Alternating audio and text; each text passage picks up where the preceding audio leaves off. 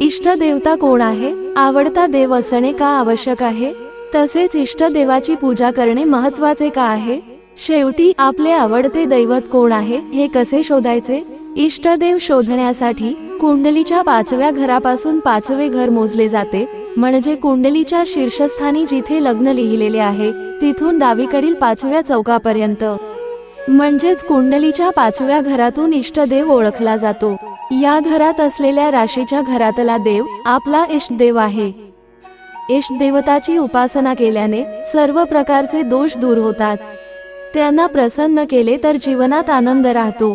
पण जर कोणाकडे कुंडली नसेल, जर आपल्याला आपल्या इष्टदेवताची कल्पना नसेल, तर आपण आपल्या जन्माक्षराचा पहिल्या अक्षराच्या किंवा पत्रिकेद्वारे अनुकूल असलेले देवता शोधू शकता.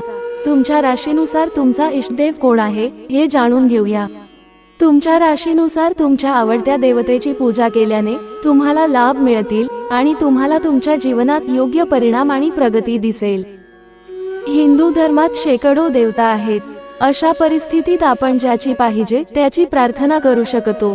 तथापि आपण ज्योतिष समजून घेतल्यास जर आपण आपल्या इष्टदेवताची उपासना केली तर आपल्याला चांगले परिणाम मिळतात. मेष आणि वृश्चिक राशी या राशीचा स्वामी ग्रह मंगळ आहे. जर तुम्ही मेष किंवा वृश्चिक राशीचे असाल तर मंगळ हा मेष आणि वृश्चिक राशीचा स्वामी आहे. हनुमानजी हे मंगळाचे स्वामी आहेत. भगवान श्रीराम हे हनुमानजींचे आवडते देवता देखील मानले जातात. अशा स्थितीत हनुमानजी आणि भगवान श्रीराम हे मेष आणि वृश्चिक राशींचे आवडते देवता मानले जातात. त्यांनी या दोन्ही देवतांची उपासना करावी. वृषभ आणि तुला राशी ज्योतिषशास्त्रानुसार तुळ आणि वृषभ राशीचा स्वामी शुक्र आहे. शुक्र ग्रहाचा स्वामी आराध्य माता दुर्गा आहे. या कारणास्तव वृषभ आणि तुळ राशीची आवडती देवता माँ दुर्गा आहे. हे लोक दुर्गा देवीची पूजा करू शकतात आणि चांगले परिणाम मिळवू शकतात. मिथुन व कन्या राशी ज्योतिषशास्त्रानुसार मिथुन आणि कन्या राशीचा स्वामी बुध मानला जातो, तर दुसरीकडे बुधाचा स्वामी गणेश आणि विष्णू मानला जातो.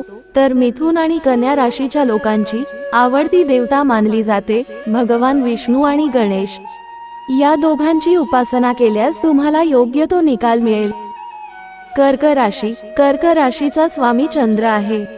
अशा वेळी भोलेनाथ तुमचा इष्ट देव झाला. इच्छित फळ मिळवण्यासाठी तुम्ही शिवला प्रसन्न करावे. सिंह राशी सिंह राशीच्या लोकांचे इष्ट देवता हनुमानजी आणि आई गायत्री आहेत.